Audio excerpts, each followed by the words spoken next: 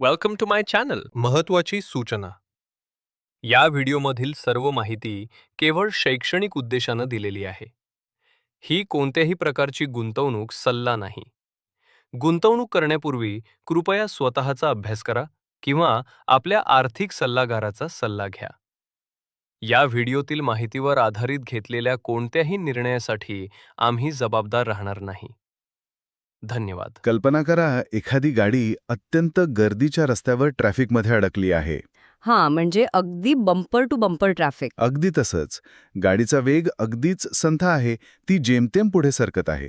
पण जर तुम्ही त्या गाडीचा डॅशबोर्ड पाहिला तर एक अत्यंत आश्चर्यकारक गोष्ट लक्षात येते. कोणती? गाडीचा वेग जरी कमी असला तरी तिचं मायलेज मात्र अचानक रॉकेटसारखं वाढलं आहे.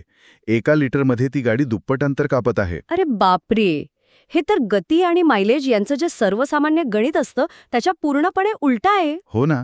आणि आज आपण ज्या सखोल चर्चेत उतरणार आहोत तिथे हाच मोठा आर्थिक विरोधाभास आपल्याला पाहायला मिळणार आहे. अगदी बरोबर. आजच्या या सखोल चर्चेचा विषय आहे टाटा एलेक्सीचे FY 26चे ताजे आर्थिक निकाल. आणि या आकड्यांमधून एक मोठा प्रश्न उभा राहतो. एखादी कंपनी महसुलात किंवा रेव्हेन्यूमध्ये जेमतेम वाढ नोंदवते, पण तरीही तिचा नफा मात्र अचानक वर कसा जातो, यामागचं नेमकं अर्थशास्त्र काय आहे, हेच आज आपण या विश्लेषणातून उलगडणार आहोत. खरं तर हा खऱ्या अर्थाने एका कंपनीच्या कार्यक्षमतेचा आणि बाजारातील बदलत्या गणितांचा विरोधाभास आहे. मी नेहमी म्हणते तसं, जेव्हा आपण एखाद्या कंपनीचे आर्थिक निकाल पाहतो तेव्हा फक्त वरवरचे आकडे किंवा हेडलाईन नंबर्स पाहून चालत नाही. नक्कीच नाही. आपल्याला त्या गाडीचं इंजिन उघडून पाहावं लागतं. अगदी बरोबर. महसुलात वाढ नसतानाही नफा का वाढला हे समजण्यासाठी आपल्याला बऱ्याच गोष्टी पाहाव्या लागतील. म्हणजे कंपनीच्या कोणत्या क्षेत्रांनी या गाडीला गती दिली आहे, कोणत्या भागाने अचानक मोठा ब्रेक लावला आहे. आणि आर्टिफिशियल इंटेलिजन्स तसेच सॉफ्टवेअर डिफाईन्ड व्हेइकल्स, ज्याला आपण SDV म्हणतो, या तंत्रज्ञानाचा यात नेमका काय वाटा आहे हे सविस्तर पाहावं लागेल. हो. आणि गुंतवणूकदार किंवा बाजाराचे अभ्यासक म्हणून या आकड्यांच्या आत दडलेली कथा समजून घेणं आपल्यासाठी सर्वात महत्त्वाचं आहे. नक्कीच. तर मग याच ट्रॅफिक आणि मायलेजच्या रूपकावरून आपण थेट कंपनीच्या ताज्या आकड्यांकडे वळूया. नफा का वाढला हे समजण्यासाठी आधी महसुलाची खरी स्थिती काय आहे ते पाहू. हो, सांगा आकडे काय सांगतायत. चौथ्या तिमाहीचा म्हणजे Q4चा महसूल 994 कोटी रुपये आहेत. या तिमाहीच्या तुलनेत 4.2% आणि मागील वर्षाच्या तुलनेत 9.4% वाढ दिसते. हे आकडे पहिल्या नजरेत चांगले वाटतात. हो, पण जर आपण संपूर्ण आर्थिक वर्ष म्हणजे FY 26चा विचार केला तर एकूण महसूल 3,757 कोटी रुपयांवर स्थिरावला आहे. ही मागील वर्षाच्या तुलनेत केवळ 0.8% वाढ आहे. बापरे, 0.8%. हो ना. म्हणजे वर्षभराचा विचार केला तर वाढ जवळजवळ नाहीच. गाडी खरोखरच ट्रॅफिकमध्ये अडकली आहे. पण इथे या आकड्यांमध्ये आणखी एक अत्यंत महत्वाची गोम आहे, आणि ती म्हणजे कॉन्स्टंट करन्सी किंवा स्थिर चलनातील वाढ. ती किती आहे? ती वाढ फक्त 1% आहे. फक्त 1%? हो. आंतरराष्ट्रीय बाजारात काम करणाऱ्या IT कंपन्यांचा महसूल बऱ्याचदा डॉलर किंवा युरो सारख्या परकीय चलनातील बदलांमुळे वाढलेला दिसतो. म्हणजे डॉलर वधारला की रुपयांत येणारा महसूल साहजिकच जास्त दिसतो. अच्छा, ज्याला आपण करन्सी मास्किंग म्हणतो. अगदी तेच. पण जेव्हा आपण हा चलनाचा प्रभाव बाजूला काढतो आणि फक्त खऱ्या मागणीची किंवा अंडरलाईन डिमांडची स्थिती पाहतो, तेव्हा ती अत्यंत कमकुवत असल्याचे या केवळ 1% वाढीवरून स्पष्ट होते. म्हणजे ग्राहकांकडून येणारी मूळ मागणी बाजारात वाढलेली नाहीये. मुळीच नाही. आणि इथेच तर तो विरोधाभास समोर येतो. महसूल जेमतेम 1%ने वाढला आहे, बाजारात खऱ्या अर्थाने नवीन मागणी नाहीये. पण दुसरीकडे Q4चा नफा पाहिला तर तो आश्चर्यकारक आहे. नफा किती वाढलाय? टॅक्स आणि इतर कपातीनंतर जो खरा नफा हातात उरतो, ज्याला आपण पॅट म्हणतो, प्रॉफिट आफ्टर टॅक्स, तो तब्बल 23%ने वाढून 220 कोटी रुपयांवर पोचलाय. क्या बात है. आणि त्यांचं EBITDA मार्जिन म्हणजे व्याज, कर आणि घसारा वजा करण्यापूर्वीचा नफा 24.6% पोचला आहे. माझा प्रश्न हा आहे की जर कंपनीचा माल किंवा सेवा अधिक विकली जात नाहीये तर हा अतिरिक्त नफा कुठून येतोय? या प्रश्नाचं उत्तर व्हॉल्यूम लेड ग्रोथ आणि मार्जिन लेड ग्रोथ या 2 संकल्पनांमध्ये दडलेले आहे. म्हणजे कसं? जरा सोप्या भाषेत सांगा. सांगते.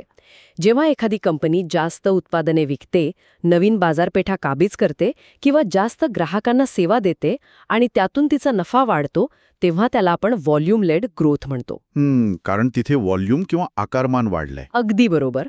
पण टाटा अलेक्सीच्या बाबतीत सध्या जे घडत आहे ती मार्जिन लेड ग्रोथ आहे. अच्छा. म्हणजेच ही कमाई विक्री वाढल्यामुळे आलेली नाही, तर खर्चावर अत्यंत कडक नियंत्रण मिळवल्यामुळे आली आहे. कंपनीने ऑपरेटिंग लेव्हरेजचा उत्तम वापर केला आहे. म्हणजे त्यांनी अनावश्यक खर्चाला कात्री लावली. हो, त्यांनी आपल्या उपलब्ध संसाधनांचा अधिक प्रभावीपणे वापर केला, कर्मचाऱ्यांच्या कार्यक्षमतेत वाढ केली आणि अप्रत्यक्ष खर्च कमी केले, ज्यामुळे महसूल न वाढताही नफ्याचं प्रमाण म्हणजेच मार्जिन वाढले. बरं, हे समजण्यासाठी मी विचार करत होतो की आपण IT क्षेत्राशी निगडीतच एक उदाहरण घेऊया. हो, नक्कीच, सांगा. समजा एक सॉफ्टवेअर डेव्हलपमेंट एजन्सी आहे. त्या एजन्सीला नवीन आंतरराष्ट्रीय क्लायंट्स मिळणं अचानक बंद झालं आहे किंवा कमी झालं आहे. मग त्या एजन्सीने काय केलं?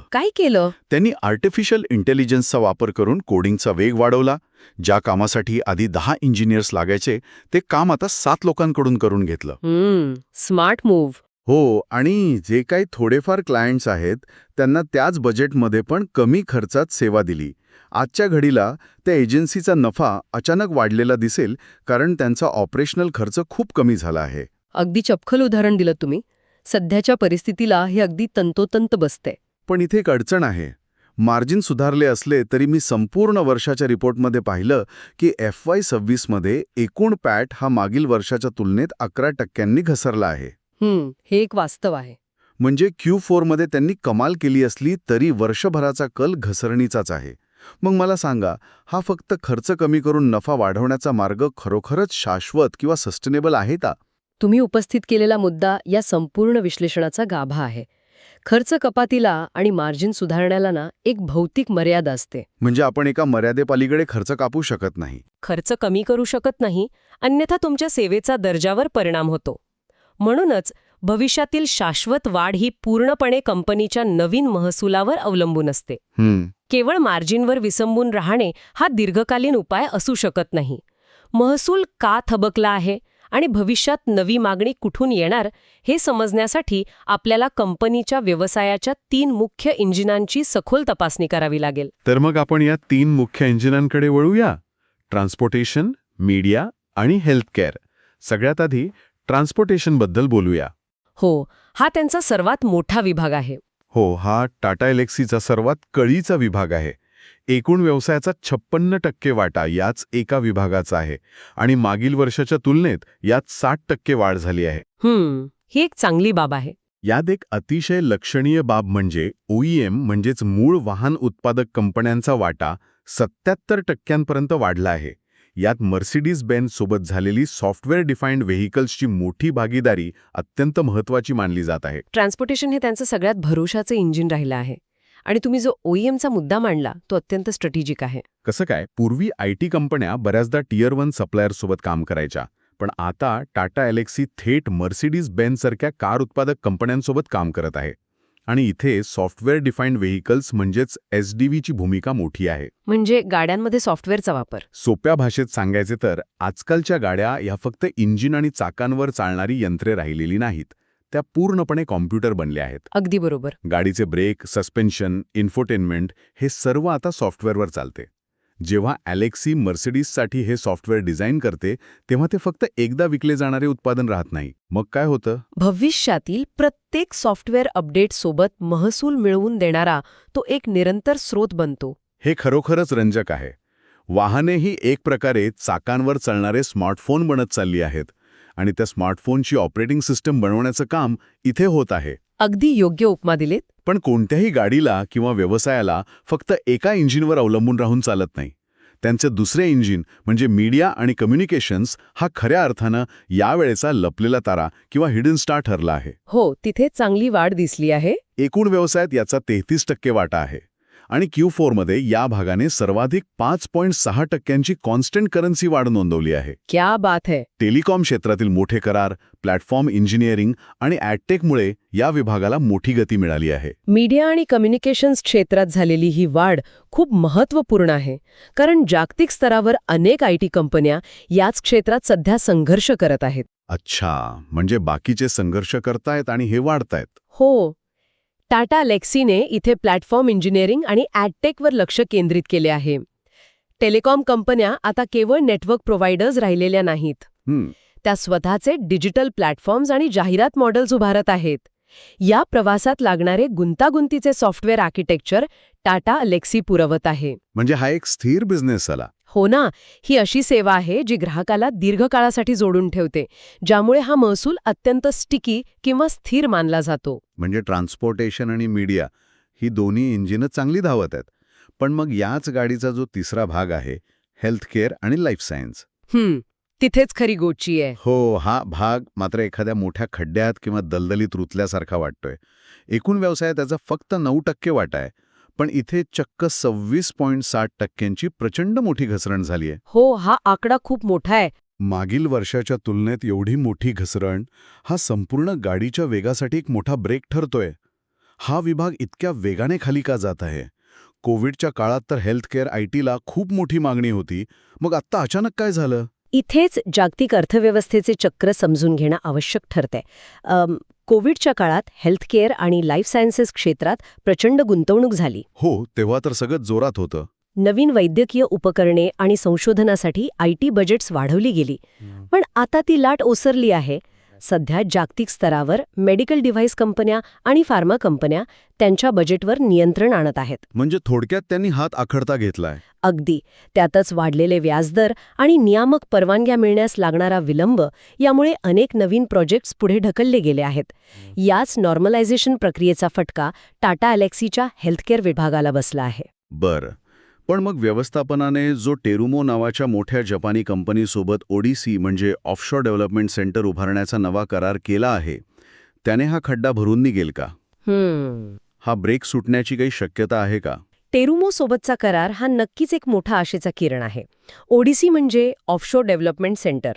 जेव्हा एखादी जागतिक कंपनी टाटा एलेक्सी सारख्या कंपनीसोबत भारतात आपले स्वतःचे डेव्हलपमेंट सेंटर उभारते, तेव्हा तो एक अतिशय दीर्घकालीन करार असतो.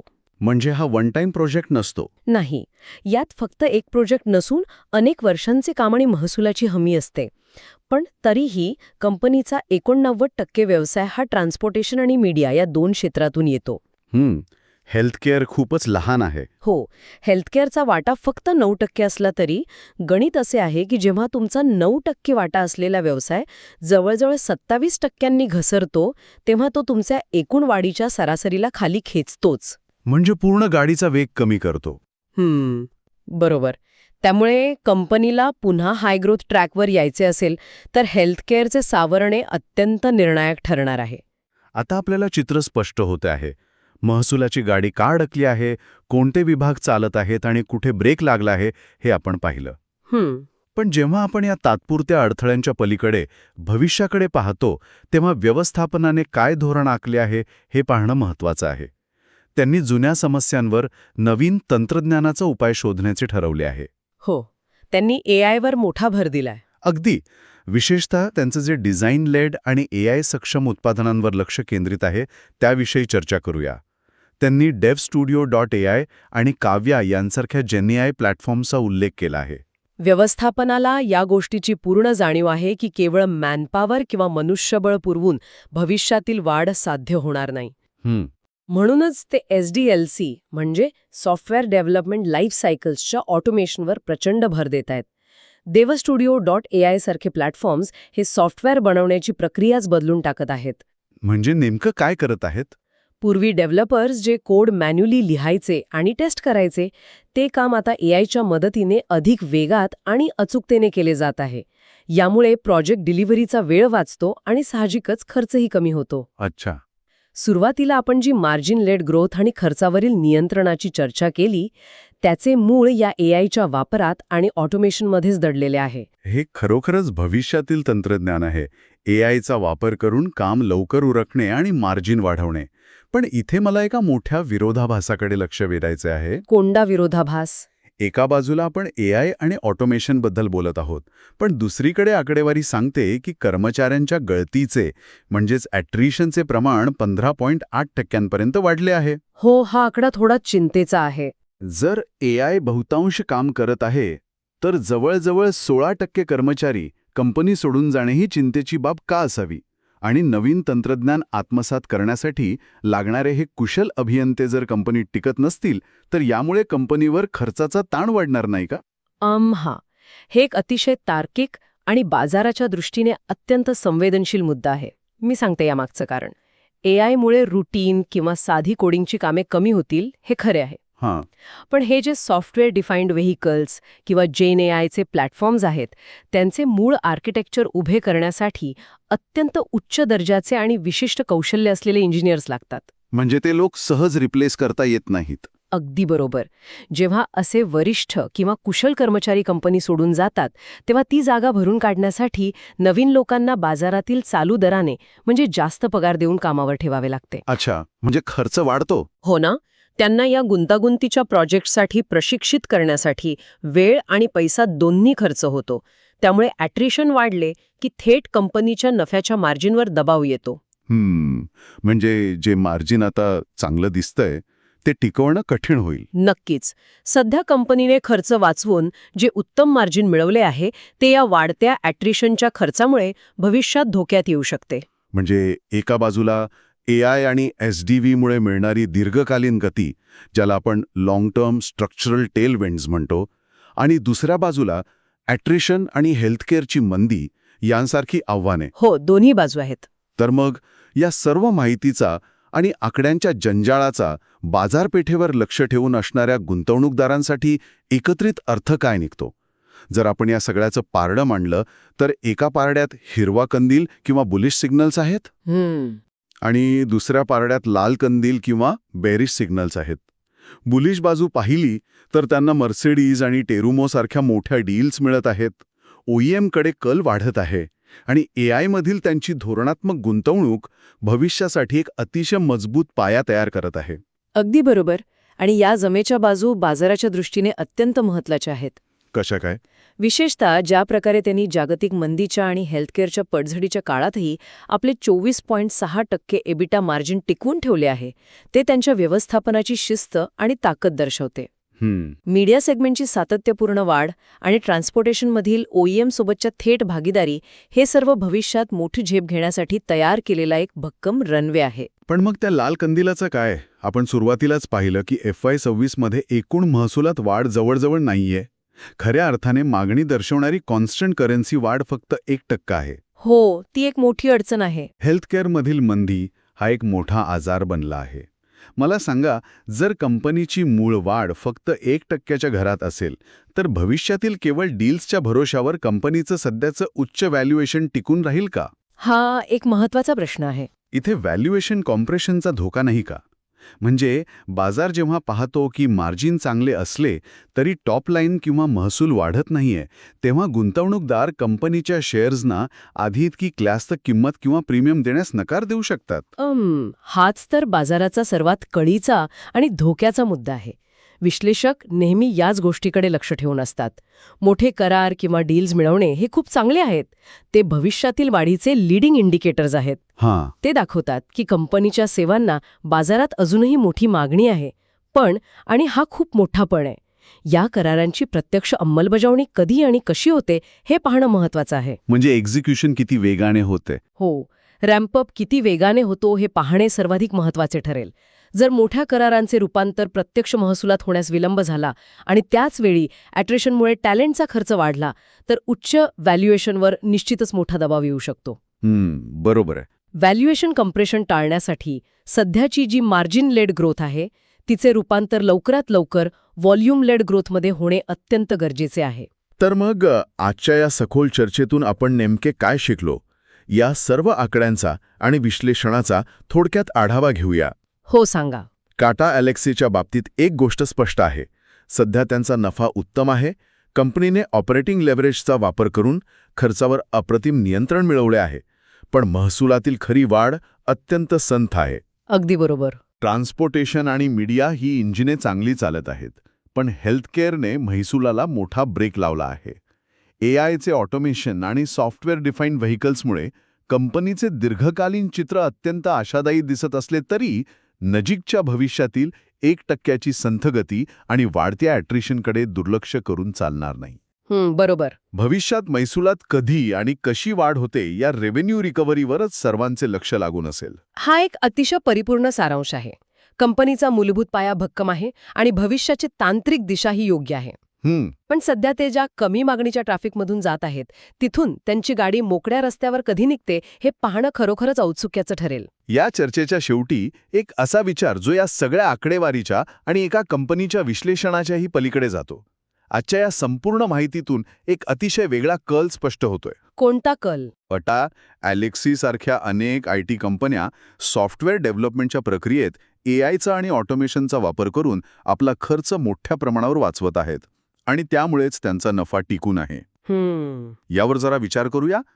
जर AIमुळे कंपन्या कमी कामगारांत आणि खूप कमी खर्चात जास्त काम करू लागल्या आणि जास्त नफा कमवू लागल्या तर भविष्यातील संपूर्ण IT क्षेत्रात महसुलातील वाढ आणि नफ्यातील वाढ यांचा एकमेकांशी असलेला जो जुना आणि घट्ट संबंध होता तो कायमचा तुटेल का? खरोखरच एक खोलवर विचार करायला लावणारा प्रश्न आहे. पूर्वी असे मानले जायचे की महसूल वाढला तरच नफा वाढेल, पण आता कमी महसुलातही तंत्रज्ञानाच्या जोरावर जास्त नफा टिकवणे हेच IT क्षेत्राचे नवे नॉर्मल असेल का? नक्कीच, हे नवीन नॉर्मल असू शकतं. ट्रॅफिकमध्ये अडकलेली पण तुफान मायलेज देणारी गाडी हेच यापुढील प्रवासाचं शाश्वत सूत्र असेल का? हा प्रश्न नक्कीच विचार करायला लावणार आहे. आपण पुन्हा भेटूया अशाच एका नव्या आणि रंजक विश्लेषणासह. व्हिडिओ आवडला असेल तर लाईक करा आणि अशाच युजफुल व्हिडिओसाठी चॅनलला सबस्क्राईब करायला विसरू नका.